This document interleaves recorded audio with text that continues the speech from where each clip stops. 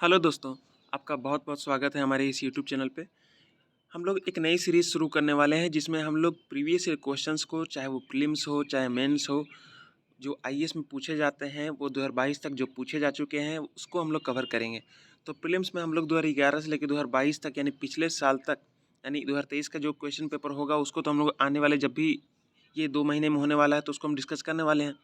लेकिन 2022 तक जितने भी उस साल के क्वेश्चन हो चुके हैं उसको हम लोग डिस्कस करेंगे टॉपिक वाइज, यानी कि इंडियन हिस्ट्री का अलग हम लोग कवर करेंगे। इंडियन हिस्ट्री में भी एंशिएंट, मिडीवल और जो मॉडर्न इंडिया है उसको हम लोग कवर करेंगे, और साथ ही साथ जो इंडियन हेरिटेज एंड कल्चर है उसको भी हम लोग टॉपिक वाइज डिस्कस करेंगे।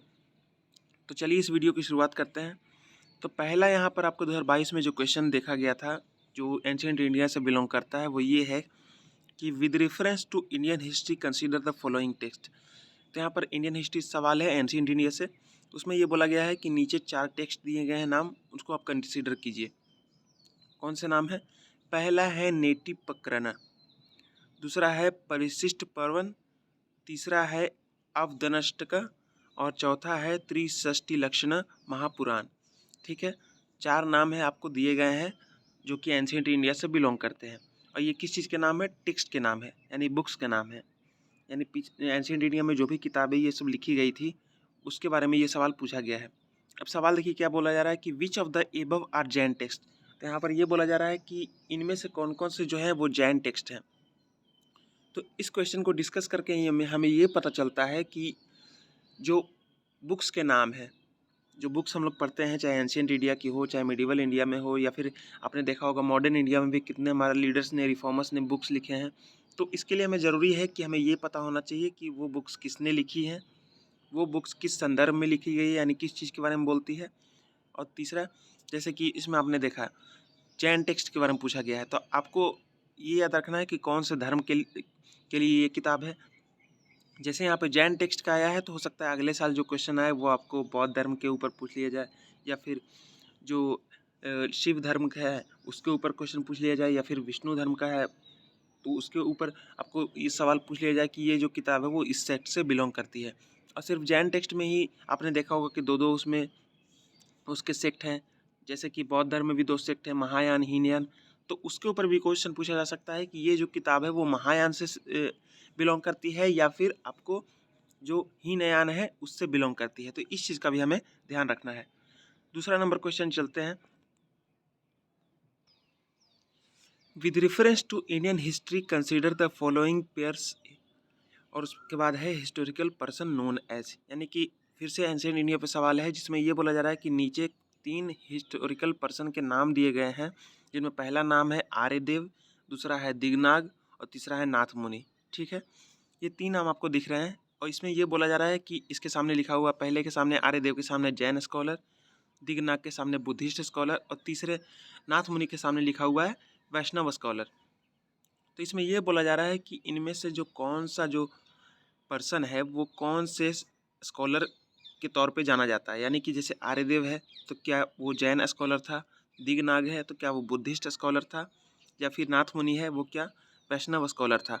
तो इस क्वेश्चन को डिस्कस करके ये हमें पता चलता है कि जैसे हमने पिछले क्वेश्चन में डिस्कस किया था कि कौन सा जो टेक्स्ट है, कौन सी जो किताब है वो किसने लिखी है, उसी तरीके से कौन सा जो पर्सन है, चाहे वो एंशिएंट इंडिया का हो चाहे मिडिवल इंडिया का हो, तो वो किस चीज़ से बिलोंग करता है ये आपको पता होना चाहिए। जैसे कि यहाँ पर आपको 3 नाम दिए जा रहे हैं, आर्यदेव, दिगनाग और नाथ मुनि। पिछले क्वेश्चन में आपको 3-4 जो है वो टेक्स्ट के नाम दिए गए थे, यहाँ भी 3 नाम दिए गए हैं। तो आपको ये साफ साफ इससे ये पता चलता है कि यूपीएससी ये जानना चाहती है कि आप ये चीज़ जानें कि आपके जो ancient India, medieval India, modern India में कौन कौन सी जो किताबें हैं वो किसने लिखी हैं, कौन सा धर्म से बिलोंग करती हैं, साथ ही साथ कौन सी जो स्कॉलर हैं या फिर कोई कौन से जो पर्सन है वो किस चीज़ से बिलोंग करते हैं। तो ये क्वेश्चन हम लोगों ने डिस्कस किया। चलते हैं अब नेक्स्ट क्वेश्चन पे। According to Kautilya Arthashastra which of the following are correct. तो यहाँ पर बोला जा रहा है कि कौटिल्य के अर्थशास्त्र के ऊपर यहाँ पर क्वेश्चन है, उसमें ये बोला जा रहा है कि इसके अनुसार यहाँ पर नीचे जो स्टेटमेंट 3 दिए गए हैं कौन कौन से सही हैं कौटिल्य के अर्थशास्त्र के अनुसार। देखिए पहला स्टेटमेंट ये है कि a person could be a slave as a result of a judicial punishment. ठीक है, दूसरा है कि if a female slave bore her master a son she was legally free. तीसरा है कि if a son born to a female slave was fathered by her master, the son was the entitled to the legal status of the master's son। अब देखिए यहाँ पर जो question पूछा गया है वो कौटिल्य के अर्थशास्त्र से उठाया गया है, ठीक है। उसमें पूछा गया है कि कौटिल्य के अर्थशास्त्र के अनुसार कौन कौन सी जो नीचे स्टेटमेंट है वो सही है। तो हमें ये क्वेश्चन डिस्कस करके हमें ये पता चलता है कि जो जैसे कि मैंने पहले जो क्वेश्चन है इसमें जो पूछा गया था कि कौन सा जो टेक्स्ट है वो किस चीज़ से संबंधित है या किस धर्म से संबंधित है, ये पूछा गया था। तो यहाँ पर कौटिल्य की जो अर्थशास्त्र है उसके ऊपर ये क्वेश्चन है। आपने नाम सुना होगा इंडिका का, जो कि मेगास्थनीज के द्वारा लिखा गया था। तो उसमें भी आपने देखा होगा कि उसमें भी जो पाटलिपुत्र है उसका बयान किया गया है। फिर जो उस समय की इंडिया की जो कंडीशन थी, उस समय का समाज था, उसके बारे में बताया गया है। तो हमें इस क्वेश्चन को डिस्कस करके हमें ये पता चलता है कि उस किताब के अनुसार क्या क्या चीज़ें सही हैं वो हमें जाननी है, और वो जो चीज़ें हमें पता हों वो बिल्कुल स्पष्ट हो कि वो मैंने इसी जो सोर्स है उससे जाना है। यानी कि जैसे कि यहाँ पर अगर मेगास्थनीज का नाम दे दिया जाए तो आपको बिल्कुल पता होना चाहिए कि नहीं नहीं, मेगास्थनीज की जो इंडिका है उसमें ये चीज़ नहीं है, बल्कि कौटिल्य की जो अर्थशास्त्र है उसमें ये चीज़ लिखी हुई है। तो इस क्वेश्चन को डिस्कस करके हमें ये पता चलता है, उसमें बिल्कुल साफ साफ आपको पता होना चाहिए कि इस किताब के अनुसार जो एनसीईआरटी या फिर स्टैंडर्ड बुक में जो भी लिखा गया है उसमें इस किताब के अनुसार आप कौन कौन से जो तथ्य हैं वो सही है, ठीक है। चलते हैं नेक्स्ट क्वेश्चन पे। Consider the following pairs. तो पहला है, इसमें एक तरफ दिया गया है कि site of Ashoka's major rock edicts, दूसरा है इस तरफ लोकेशन इन द स्टेट। तो अशोका के जो मेजर रॉक एडिक्ट्स हैं उसके ऊपर ये सवाल पूछा गया है कि ये आप मिलान कीजिए कि कौन से जो मेजर रॉक एडिक्ट्स जो पाए गए हैं वो किस स्टेट में है। एक तरफ है धौली, उसके सामने है ओडिशा, दूसरा तरफ है एरागुडी, उसके सामने है आंध्र प्रदेश, तीसरा है जोगाड़ा, उसके सामने है मध्य प्रदेश, और चौथा है कलसी, इसके सामने है कर्नाटक, ठीक है। तो यहाँ पर आपको 4 जगह के नाम दिए गए हैं, उसके सामने आपको वो कौन से स्टेट में पड़ते हैं ये लिखा गया है। तो हमसे ये पूछा जा रहा है कि कौन से जो पेयर है वो सही है, ठीक है, सही मिलान किए गए हैं। तो इस क्वेश्चन को डिस्कस करके हमें ये पता चलता है कि जो अशोका के जो चैप्टर है वो हमारे लिए इम्पोर्टेंट है। और उसमें भी क्या इम्पोर्टेंट है खास करके कि उसमें जो रॉक एडिक्ट्स वगैरह उसने लिखे हैं, कौन से रॉक एडिक्ट्स में उसने क्या लिखा है, कौन सा रॉक एडिक्ट है वो कहाँ से पाया गया है, ये हमको पता होना चाहिए। उसमें भी देखिए यहाँ पर आपको site of Ashoka's major rock edicts यहाँ पर लिखा हुआ है, तो हो सकता है कल को माइनर के ऊपर भी पूछ लिया जाए। तो इस चीज़ का हम लोग ध्यान रखेंगे कि मेजर रॉक एडिक्ट्स कहाँ पे है, माइनर रॉक एडिक्ट्स कहाँ पे है, और उसके सामने जो लोकेशन इन द स्टेट पूछा गया है तो हमें ये साफ साफ मैप खोल के देख लेना है, गूगल करके देख लेना है कि कौन से जो एडिक्ट्स के नाम आपके जो बुक है जिससे आप रेफ़र कर रहे हैं, जिसे आप पढ़ रहे हैं, उसमें आपको ये देख लेना है कि जो भी जगह का नाम आया है वो किस स्टेट में है, उसका लोकेशन ज़रा देख लीजिएगा। और आपने देखा होगा कि यूपीएससी में जो है वो लोकेशन का कितना महत्व है, हर साल क्वेश्चन आते ही आते हैं। जैसे कि यही एक क्वेश्चन जो है मैपिंग से रिलेटेड है, साथ ही साथ जो करेंट अफेयर में जो करंट में जो न्यूज़ में रहते हैं प्लेस, उसके ऊपर सवाल पूछ लिया जाता है कि ये जो प्लेस है वो न्यूज़ में था, क्यों था। ये जो कंट्री है अभी न्यूज़ में थी, इसके अगल बगल के स्टेट्स के नाम बताइए, सॉरी जो कंट्रीज़ हैं उनके नाम बताइए, या फिर इसके अगल बगल में जो भी सी है इसका बाउंड्री सी से लगता है कि नहीं वो बताइए। तो इस तरह के सवाल आपने देखा होगा। तो इसका सीधा सीधा मकसद ये है कि यूपीएससी जानना चाहती है कि आपको जो आप पढ़ रहे हैं, जो हमने सिलेबस में दिया है उसके अनुसार अगर कोई चीज़ आपको जगह का नाम वगैरह आए तो आप उसको रेफ़र कीजिए मैप में, आप जानिए कि वो चीज़ कहाँ है, किस प्रदेश में है, उसके अगल बगल के जो स्टेट्स हैं उसके नाम जानिए, उसके अगल बगल की कंट्रीज़ है उसके नाम जानिए, अगर वो करंट अफेयर से रिलेटेड कोई न्यूज़ हो तो, ठीक है। चलते हैं नेक्स्ट क्वेश्चन पे। अब 2021 का क्वेश्चन 2022 में देखिए आप 4 क्वेश्चन इसमें हम लोगों ने डिस्कस किया है। 4 क्वेश्चन जो है एंशिएंट इंडिया से पूछे गए हैं। यानी कि 2022 में और भी क्वेश्चन पूछे गए हैं, लेकिन एंशिएंट इंडिया से सिर्फ 4 क्वेश्चन पूछे गए हैं जो आपको हमने पढ़ा दिए। पहला क्वेश्चन किस चीज़ से था? पहला था कि टेक्स्ट के नाम दिए गए थे, किताबों के नाम दिए गए थे, उसको किसने लिखा ये पूछा गया था, ठीक है। सॉरी, किसने लिखा नहीं, वो किस धर्म से रिलेटेड थे वो पूछा गया। दूसरा में ये पूछा गया कि एक तरफ 3 पर्सन के नाम दिए गए थे और उसके सामने लिखा गया था कि ये जैन स्कॉलर हैं, ये बुद्धिस्ट स्कॉलर हैं और ये वैष्णव स्कॉलर हैं। तो हमें ये पता चल गया इससे कि हमें ये पता होना चाहिए कि कौन सा जो पर्सन जो हम पढ़ रहे हैं उसमें नाम आया है तो वो क्या कौन है, उसका जो संबंध है वो किस चीज़ से है। तीसरे जो क्वेश्चन था उसमें कौटिल्य के अर्थशास्त्र के ऊपर क्वेश्चन पूछा गया था। तो कौटिल्य का अर्थशास्त्र हमारे लिए इम्पोर्टेंट हो जाता है और इसके डिस्कस करके हमें ये पता चला था कि जो उस किताब के अनुसार क्या क्या चीज़ें बताई गई थी, तो हाँ वो चीज़ बताई गई है वो सही है या फिर नहीं है, ये हमें पता होना चाहिए। अगर इसी तरीके की दूसरी बुक्स आती हैं जैसे कालिदास की ही मेघदूतम है, तो उसके बारे में अगर स्टेटमेंट दिए गए कि हाँ इस किताब में ये चीज़ लिखी गई है, इसमें स्त्रियों के बारे में ये बोला गया है, तो आपको बिल्कुल स्पष्ट होना चाहिए कि हाँ इस सोर्स में ये चीज़ बोली गई है।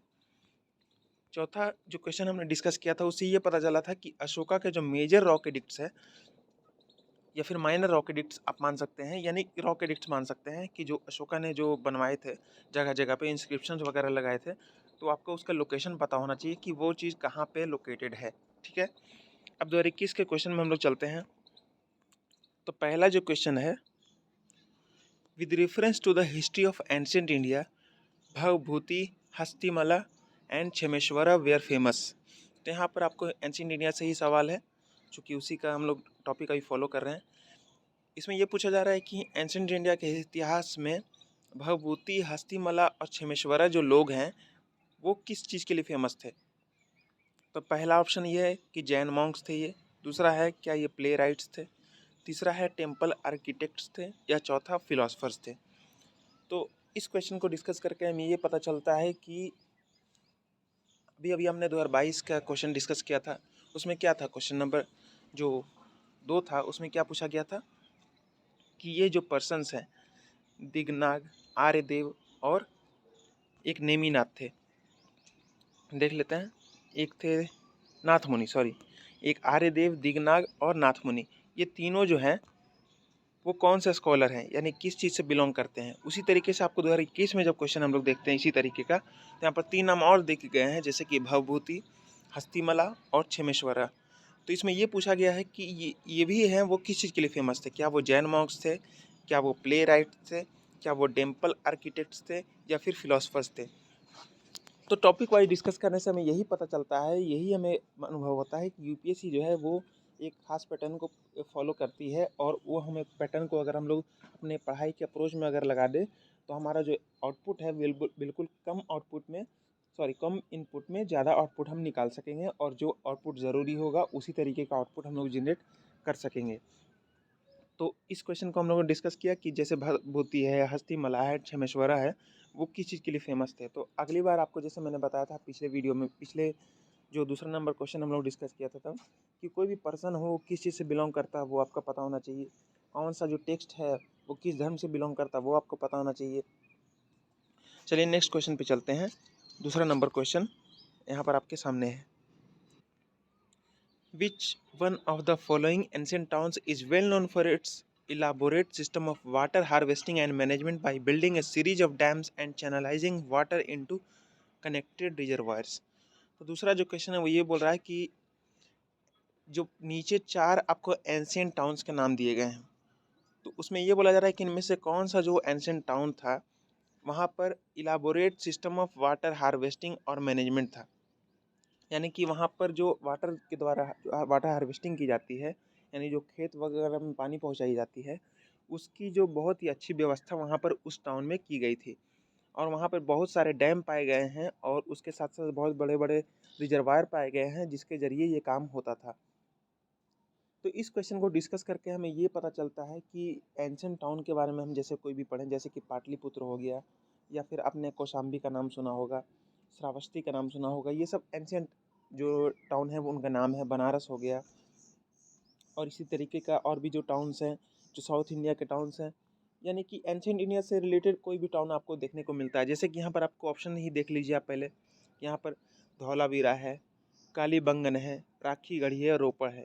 खासकर यहाँ पर जो टाउन के नाम दिए गए हैं वो आपको हड़प्पा सभ्यता से यहाँ पर बिलोंग कर रहे हैं।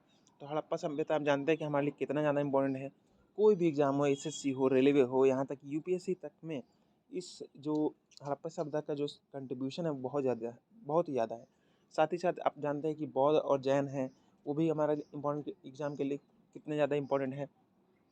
ठीक है, तो हमें ये चीज़ पता करना है कि कौन सा जो टाउन है आप पढ़ें उसके बारे में एनसीईआरटी में या फिर कोई भी बुक में, उसमें इस चीज़ का ध्यान रखिए कि अगर कोई धौलावीरा का नाम आ गया, हड़प्पा शब्द पढ़ रहे हैं, उसमें धौलावीरा का नाम आ गया, तो आपको ये पता होना चाहिए कि धौलावीरा के बारे में क्या क्या बातें वहाँ पर बोली जा रही हैं, वहाँ पर कौन सी चीज़ें पाई गई हैं, क्या वहाँ पर कोई वाटर हार्वेस्टिंग सिस्टम था, या फिर वहाँ पर कोई स्टैचू मिला है, कोई मूर्ति मिली है वहाँ पे जो ब्रॉन्ज की थी, या फिर किसी टेराकोटा का कोई कॉइन मिला है, या फिर कोई आपको बोल सकते हैं कि वहाँ पर कोई आर्ट मिला है, आर्टिफैक्ट मिला है, कोई वहाँ पे मूर्ति मिली है, कोई बर्तन मिला है।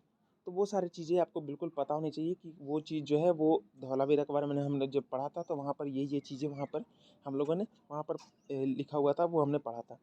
तो ये चीज़ बिल्कुल स्पष्ट होना चाहिए, और साथ ही साथ आपको ये भी स्पष्ट होना चाहिए कि इसको मगअप ना कर पाएँ आप। जैसे कि धौलावीरा के बारे में आपने पढ़ लिया और साथ ही साथ उसके नीचे ही रोपड़ दिया हुआ है, रोपड़ के बारे में भी तथ्य लिखे हुए हैं, तो बिल्कुल ये स्पष्ट होना चाहिए आपके पास कि कौन सी जो चीज़ें हैं वो कहाँ पे पाई गई हैं। अगर स्पष्टता नहीं होगी तो आपको लगेगा कि अरे हमने तो पढ़ लिया अच्छे से, और बाद में पता चला कि जब दोनों को मिला कर दे दिया गया स्टेटमेंट तो आप पता नहीं कर पा रहे हैं कि वहाँ पर रोपड़ में खास करके कौन सा था, ये चीज़ रोपड़ में थी या फिर धौलावीरा में थी, या फिर ये चीज़ यहाँ पे कालीबंगन में थी या और यहाँ पर नहीं थी। ये चीज़ आपको बिल्कुल स्पष्ट होना चाहिए। तो अभी तक हमने देखा कि जैन टेक्स्ट कौन कौन से हैं ये पूछा गया, कौन से जो पर्सन है वो किस धर्म के है वो ये पूछा गया, कौटिल्य के अर्थशास्त्र के ऊपर क्वेश्चन पूछा गया कि उसमें कौन कौन से जो उसके अनुसार जानकारी है वो सही है, अशोक के जो एडिक्ट हैं वो कहाँ पाए गए हैं, उनके लोकेशन कौन से राज्यों में है वो पूछा गया है। उसके बाद 3 स्कॉलर अगेन नाम पूछा गया, ये उसमें बोला गया कि ये जो स्कॉलर हैं वो किस चीज़ के लिए फेमस है। फिर अभी जो क्वेश्चन हम लोग डिस्कस कर रहे हैं उसके अनुसार ये पूछा गया कौन सा जो टाउन है उसकी क्या खासियत है, वहाँ पर क्या मिला है, ये पूछा गया है। ठीक है, नेक्स्ट चलते हैं। तीसरा नंबर क्वेश्चन है कि from the decline of Gupta's until the rise of Harshvardhana in the early 7th century, which of the following kingdoms were holding power in northern India? ये क्वेश्चन जो है वो गुप्ता के ऊपर। From the decline of Guptas until the rise of Harshvardhana in the early 7th century, which of the following kingdoms were holding power in northern India? ठीक है, पूछा जा रहा है कि जो गुप्ता का जब डिक्लाइन हुआ और उसके बाद जब तक हर्षवर्धन का राइज हुआ, तो उस समय के पीरियड में कौन से जो पावर्स थे, कौन से जो किंगडम्स थे वो नॉर्दर्न इंडिया में शासन कर रहे थे, ये सवाल है। सवाल सीधा सा है कि जब गुप्त लोग डिक्लाइन शुरू हुए और उसके बाद जब तक हर्षवर्धन का शासन शुरू हुआ, यानी इन दोनों के बीच का जो पीरियड है उस समय नॉर्दर्न इंडिया में कौन कौन से जो शासक थे वो शासन कर रहे थे। पहला ऑप्शन है कि गुप्ताज ऑफ मगध, दूसरा है परमार ऑफ मालवा, तीसरा है पुष्यभूतिज ऑफ थानेसर, चौथा है मौखरीज ऑफ कन्नौज, पांचवा है यादव ऑफ देवगिरी, और छठा है मैत्रकस ऑफ वल्लभी। आपको यहाँ पर 6 राजाओं के नाम या फिर 6 किंगडम के नाम आपको दिए गए हैं। तो इस क्वेश्चन को डिस्कस करके यहाँ हमें ये पता चलता है कि पीरियड के ऊपर ये सवाल है, यानी कि जो कौन सा जो शासन है वो किस पीरियड में किया गया था। जैसे कि आपको यहाँ पर एक तरफ बोला जा रहा है कि जो गुप्ता के जो अंत हुआ उसके बाद जब तक हर्षवर्धन का राइज हुआ, इन दोनों के बीच का जो पीरियड है उस समय नॉर्दर्न इंडिया में कौन से जो राजा थे वो शासन कर रहे थे। तो इस क्वेश्चन को डिस्कस करके हमें यही पता चलता है कि हमें पीरियड का खास ध्यान रखना है कि कौन सा जो राजा था वो किस समय में शासन कर रहा था, और साथ ही साथ उसका कैपिटल भी आप देखते होंगे कि कई बार पूछ लिया जाता है कि कौन सा जो कैपिटल था वो किस राजवंश का था। तो हमें ये बिल्कुल स्पष्ट होना चाहिए कि कौन सा जो कैपिटल था वो किस समय का था, उसके राजा प्रमुख राजाओं के नाम आपको पता होना चाहिए। साथ ही साथ वो जो पीरियड था वो किस समय में किस राजा ने शासन किया वो आपको बिल्कुल स्पष्ट होना चाहिए। अगर वो आपके बुक में दिया हुआ है तो आप उसको एक तरीके से याद करने की कोशिश करें या फिर उसको दिमाग में रखने की कोशिश करें कि हाँ इस समय का पीरियड है और इस राजा ने इस राजवंश के अंतर्गत शासन किया। ठीक है, नेक्स्ट चलते हैं। 14 नंबर क्वेश्चन है। The question is with reference to the history of ancient India which of the following statements is are correct. तो यहाँ पर आपको एंशिएंट इंडिया से ही सवाल है और यहाँ पर 3 स्टेटमेंट आपको देखने को मिल रहे हैं। पहला स्टेटमेंट है कि Mitakshara was the civil law for upper caste and Dayabhaga was the civil law for lower caste. दूसरा है In the Mitaksara system, the sons can claim right to the property during the lifetime of the father, whereas in the Daibhag system, it is only after the death of the father that the sons can claim right to the property. तीसरा statement है the Mitakshara system deals with the matters related to the property held by male members only of a family, whereas the Daibhag system deals with the matters related to the property held by both male and female members of a family. तो यहाँ पर पूछा गया है, 3 statement दिए गए हैं, उनमें से कौन सा सही है ये बताइए आप। अब स्टेटमेंट किसके ऊपर बेस्ड है? यहाँ पर आपको 2 नाम देखने को मिल रहे हैं, मिताक्षरा और दायभाग। ये जो है वो कानून थे उस समय एंशिएंट इंडिया में, आपने पढ़ा होगा इसके बारे में। तो उसके ऊपर ये सवाल है और उसमें ये पूछा जा रहा है कि इसके अंदर कौन से प्रोविजंस थे, मिताक्षरा के अंदर कौन से प्रोविजंस थे और दायभाग के अंदर कौन से प्रोविजंस थे। यहाँ पर जो सबसे बड़ी हमें ध्यान रखने वाली बात है कि मैंने आपको जब कौटिल्य का अर्थशास्त्र का जब 2022 का क्वेश्चन हमने डिस्कस किया था तो उसमें भी ऐसा ही कुछ स्टेटमेंट था कि कौटिल्य के अर्थशास्त्र के अनुसार इनमें से कौन कौन से जो प्रोविजंस है या फिर कौन कौन सी जो चीज़ें हैं स्टेटमेंट है वो सही है, ये पूछा गया था। सेम यहाँ पर 2021 में उसी तरीके का क्वेश्चन आपको देखने को मिल रहा है मिताक्षरा और दायभाग के सिस्टम में। फ़र्क यही है कि उस समय किताब का नाम लिया गया था कौटिल्य का अर्थशास्त्र, जबकि यहाँ पर मिताक्षरा और दायभाग जो है वो सिस्टम है ऑफ लॉ, ठीक है, यानी उसके अनुसार कानून चलते थे उस समय, 2 तरीके के कानून थे। तो यहाँ पर आपको इसमें साफ साफ ये क्वेश्चन में पूछा गया है कि मिताक्षरा के अंदर कौन कौन से जो लॉ हैं और जो दायभाग के अंदर है वो कौन कौन से जो लॉ हैं। जैसे कि यहाँ पर पूछा गया है कि पहले स्टेटमेंट में कि मिताक्षरा जो है वो अपर कास्ट के लिए सिविल लॉ था, जबकि दायभाग जो है वो लोअर कास्ट के लिए था। तो जब भी हम पढ़ें तो हमें ये चीज़ बिल्कुल ध्यान में रखनी है कि कोई भी टाउन आए, कोई भी आपको बुक आए, कोई भी पर्सन आए, उसके आपको डिटेल्स बिल्कुल साफ साफ पता होना चाहिए, क्योंकि प्रीलिम्स में जो है वो बिल्कुल स्पष्टता मांगी जाती है कि आपको बिल्कुल स्पष्ट है कि नहीं ये चीज़ इसमें पाई जाती है कि नहीं है, ठीक है। आपने जल्दबाजी में पढ़ेंगे और उसको पढ़ के उसको आप इग्नोर कर जाएंगे तो वो आपसे उससे काम नहीं बनेगा, आपकी पढ़ाई वेस्ट चली जाएगी। आपको बिल्कुल इस तरीके के जो स्टेटमेंट आए, कोई बुक का नाम आए, कोई पर्सन का नाम आए, कोई टाउन का नाम आए, या फिर कोई जैसे कि यहाँ पर एक लॉ बुक है मिताक्षरा और दायभाग, ठीक, तो बिल्कुल उसके बारे में आपको स्पष्ट होना चाहिए कि हाँ अगर मिताक्षरा के बारे में हमसे कोई भी पूछेगा तो मैं बता दूंगा कि हाँ इसके अनुसार ये चीज़ें जो हैं वो बिल्कुल सही हैं, और अगर कोई बोले नहीं ये चीज़ के अलावा भी ये चीज़ है तो आपको बिल्कुल स्पष्ट होना चाहिए कि नहीं ये चीज़ नहीं है और ये चीज़ है, ठीक है। तो स्पष्टता के लिए इतनी डिटेल में यहाँ पर प्रीलिम्स में ये क्वेश्चन आपको देखने को मिल रहा है, ठीक है। नेक्स्ट क्वेश्चन पे चलते हैं, 5 नंबर क्वेश्चन, और सॉरी यहाँ पे 2020 का क्वेश्चन शुरू हो चुका है। तो हम लोग देखते हैं कि पहला जो स्टेटमेंट है वो ये है, पहला जो क्वेश्चन है, with reference to religious history of India consider the following statements. पहला स्टेटमेंट है Sthaviravadins belong to Mahayana Buddhism. दूसरा स्टेटमेंट है Lokottaravadin sect was an offshoot of Mahasanghika sect of Buddhism. तीसरा स्टेटमेंट है the deification of Buddhism by Mahasanghikas foster the Mahayana Buddhism. तो यहाँ पर again 2020 में आपको सवाल देखने को मिल रहा है बुद्धिज्म के ऊपर। तो बुद्धिज्म तो आप जानते हैं हमारे लिए बहुत ही ज़्यादा इंपॉर्टेंट टॉपिक है, ठीक है, once again it is proved, ठीक। पूछा गया है महादेव बुद्धिज्म के ऊपर तो पूछा गया है, साथ साथ आपको नाम कौन कौन से आ रहे हैं यहाँ पे, एक महायान का नाम आ रहा है यहाँ पर, एक स्थाविर वदिन का नाम आ रहा है, एक यहाँ पर लोकोत्तर वदिन का नाम आ रहा है, साथ ही साथ यहाँ पर ये भी पूछा जा रहा है कि कौन सा जो सेक्ट था वो किसका ऑफशूट था। जैसे कि यहाँ पर पूछा जा रहा है कि स्थाविर वदिन जो है वो महायान बुद्धिज्म से रिलेटेड है। पहले तो आपको ये पता होना चाहिए कि महायान जो है वो बुद्धिज्म का है, जैन का नहीं है, ठीक। अब यहाँ पर ये भी पूछा गया है कि महायान बुद्धिज्म में भी सेक्ट थे, जैसे कि यहाँ पर स्थाविर वदिन का नाम दिया गया है। फिर उसके बाद ये पूछा गया है कि बुद्धिज्म का जो सेक्ट है वो एक महासंघिका है, उसका भी एक ऑफशूट था जिसका नाम लोकोत्तर वदिन यहाँ पर दिया हुआ है। तीसरा स्टेटमेंट ये है कि जब बुद्धिज्म का डाइटिफिकेशन हुआ महासंघिका के द्वारा तो उसके द्वारा महायान बुद्धिज्म को प्रमोशन मिला, ठीक, यानी वो और फैला। तो इसमें कौन कौन सी जो स्टेटमेंट है वो सही है वो आपको पता होना चाहिए। और साथ ही साथ आपको मैं एक चीज़ और ध्यान यहाँ पर लाना चाहूँगा कि करेक्ट और इनकरेक्ट को आप बिल्कुल ध्यान में रखें, क्योंकि ऐसे तो आजकल देख रहा हूँ मैं कि बोल्ड में उसको लिख देते हैं कि करेक्ट है तो, या फिर इनकरेक्ट है तो उसको बोल्ड में थोड़ा सा लिख देते हैं यूपीएससी वाले, तो ये अच्छी चीज़ है। लेकिन हमारे लिए ये चीज़ ज़्यादा ज़रूरी कि कल को मान लिया ना लिखे तो हमें पहले से अलर्ट रहना चाहिए कि अगर आपको करेक्ट है या फिर इनकरेक्ट पूछा जा रहा है या फिर कहीं पर नो लगा हुआ है पहले, उस चीज़ को आपको बिल्कुल ध्यान में रखना होगा। तो पहला स्टेटमेंट यहाँ पर आपको देखने को मिल रहा है कि क्या वो महायान बुद्धिज़्म से बिलोंग था, क्या वो महासंघिका बुद्धिज़्म का जो सेक्ट है महासंघिका उसका एक ऑफशूट है दूसरा स्टेटमेंट में।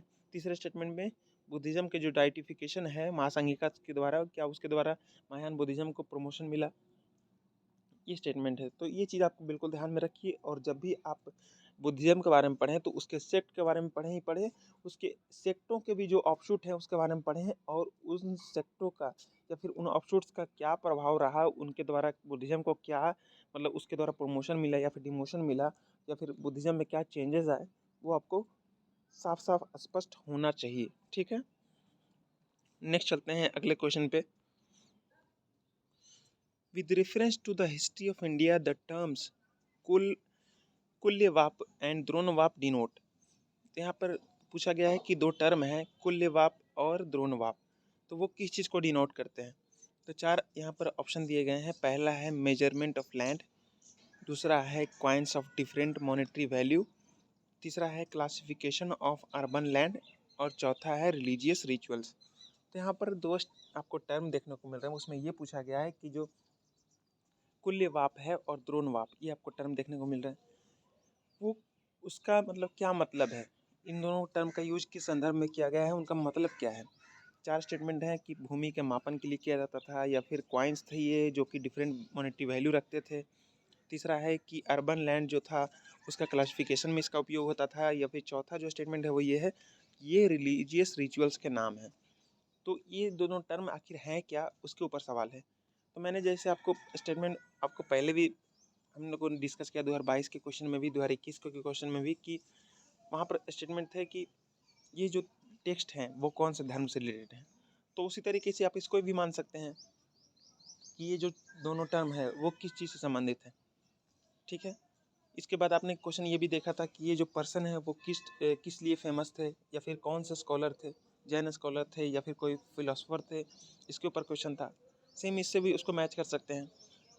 उसके बाद आपने मिताक्षरा और दायभाग के बारे में सुना होगा, तो वो क्या थे, सेम उसी तरीके का क्वेश्चन ये भी आप उससे बिलोंग कर सकते हैं। कुल्यवाप और द्रोणवाप क्या है।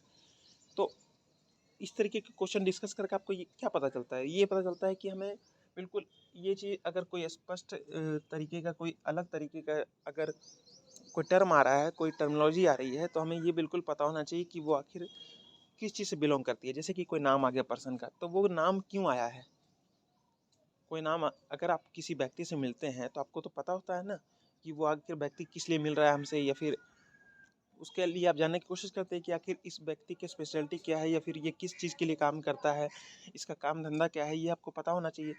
तो उसी तरीके के कुल्यवाप और द्रोणवाप अगर आपको पढ़ा किताब में पढ़ते पढ़ते अगर आपको टर्म आ जाए, इसी तरीके के और भी जो टर्म है वो अगर आ जाए, तो आपको बिल्कुल उससे पूछना चाहिए अपने आप से कि आखिर ये जो टर्म मेरे सामने आए हैं इनका मकसद क्या है, क्यों आए हैं मेरे सामने, ये किस चीज़ से बिलोंग करते हैं। ठीक है, नेक्स्ट चलते हैं। Who among the following rulers advised his subjects through his this inscription। तो यहाँ पर बोला जा रहा है कि कौन सा जो नीचे चार रूलर के नाम दिए गए हैं, अशोक, समुद्रगुप्त, हर्षवर्धन और कृष्णदेव राय, तो इनमें ये पूछा जा रहा है कि इन चारों में से किसने जो है वो अपने इंस्क्रिप्शन के थ्रू अपने जो सब्जेक्ट्स हैं यानी प्रजा है उसको ये सूचना या फिर ये संदेश दिया। संदेश क्या है, Whosoever praises his religious sect or blames other sects out of excessive devotion to his own sect with the view of glorifying his own sect, he rather injures his own sect very severely। तो यहाँ पर ये बोला जा रहा है कि अगर कोई भी आदमी अगर अपने धर्म को बहुत ज़्यादा ऊंचा मानता है और दूसरे धर्म को नीचा मानता है और वो अपने धर्म का हमेशा प्रशंसा करते रहता है और दूसरों के धर्म को नीचा दिखाता रहता है, तो इससे बस इतना होता है कि वो अपने ही धर्म का बहुत ज़्यादा नुकसान कर देता है, ये इसमें बोला गया है। तो ये एक बात है वो एक इंस्क्रिप्शन में बोली गई थी। तो ये इंस्क्रिप्शन किस रूलर का है ये पूछा गया है। ठीक, तो इस क्वेश्चन को डिस्कस करके हमें क्या पता चलता है कि इंस्क्रिप्शन हमारे लिए बहुत ज़्यादा इंपॉर्टेंट है। जैसे कि इससे पहले 2022 का जो क्वेश्चन था उसमें पूछा गया था कि ये जो अशोका के जो रॉक एडिक्ट्स हैं वो किस राज्य में पड़ते हैं। ठीक है, कलसी था उसमें, उसके साथ साथ आपको 2-3 नाम और थे, तो जोगाड़ा था जैसे कि। तो ये बोला जा रहा है कि उस समय पूछा गया था कौन से राज्य में है, अब ये पूछा गया है कौन से जो स्क्रिप्शन है उसमें ये बात लिखी गई है और वो किस राजा का है।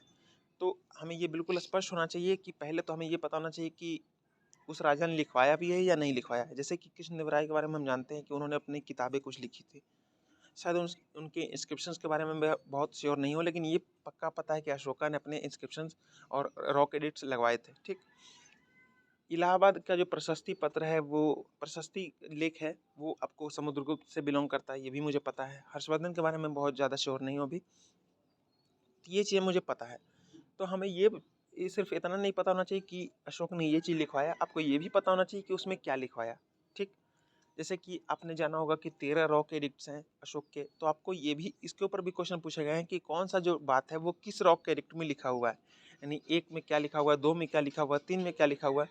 हो सकता है वो आपको मैच ऑफ द फॉलोइंग पूछ लिया जाए। ठीक, एक तरफ आपको रॉक एडिक्ट के नंबर दे दिए जाएँ, दूसरी तरफ उसमें क्या बातें लिखी गई हैं वो दे दिए जाएँ, और ये पूछ लिया जाए कि इनमें से कौन से करेक्टली मैच्ड हैं या फिर मैच द फॉलोइंग, आपको इस तरीके का स्टेटमेंट दे दिया जाए।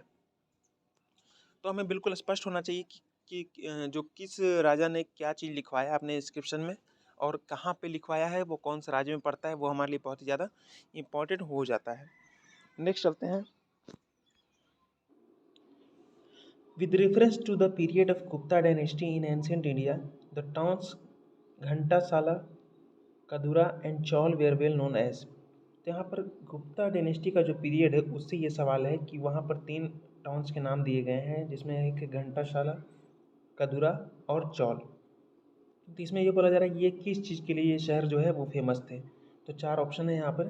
पहला ऑप्शन है पोर्ट्स हैंडलिंग फॉरेन ट्रेड, दूसरा है कैपिटल्स ऑफ पावरफुल किंगडम्स, तीसरा है places of exquisite stone art and architecture, चौथा है imported Buddhist pilgrimage site centres. तो यहाँ पर आपको ये क्वेश्चन डिस्कस करके हमें ये पता चलता है कि जो कौन से जो टाउन्स है वो किस समय डेवलप हुए या फिर किस समय प्रोमिनेंट रूप से उभर के आए, उसके बारे में हमें ध्यान रखना है। जैसे कि यहाँ पर आपको 3 शहरों के नाम है, घंटाशाला, कदुरा और चौल, और ये बोला जा रहा है कि ये जो है वो गुप्ता डायनेस्टी से बिलोंग करते थे। तो इससे हमें यही पता चलता है कि हो सकता है कल को टाउन्स के नाम दे दिए जाए और ये पूछ लिया जाए कि ये किस समय ज़्यादा फेमस था या फिर किस समय उभर के आए, ये पूछ लिया जाए, और ये किस डायनेस्टी से संबंधित है ज़्यादा, जिसके पीरियड में ये चीज़ हुआ। तो इसके बारे में हमें बिल्कुल स्पष्ट होना चाहिए। अब उन शहरों में ये जो शहर के नाम दिए वो किस चीज़ के लिए फेमस थे, इसके ऊपर क्वेश्चन है। तो इस चीज़ का भी हमें ध्यान रखना है कि कोई भी शहर वगैरह का नाम हो, जैसे कि अभी हमने पिछले क्वेश्चन में डिस्कस किया था कि धौलावीरा और रोपड़, कालीबंगन, ये 4 आपको हड़प्पन सिटी के नाम थे। उसमें ये पूछा गया था कि जो elaborate system of water management था और वाटर हार्वेस्टिंग था वो किस शहर में पाया जाता था। तो सेम उसी तरह का क्वेश्चन है कि जो गुप्ता डायनेस्टी के जो 3 टाउन हैं वो किस चीज़ के लिए फेमस थे। तो ये हमने क्वेश्चन आज तक इतने डिस्कस कर लिए। अगले वीडियो में हम लोग 2019 से आगे के क्वेश्चन डिस्कस करेंगे। तब तक के लिए आपको बहुत बहुत धन्यवाद और थैंक यू।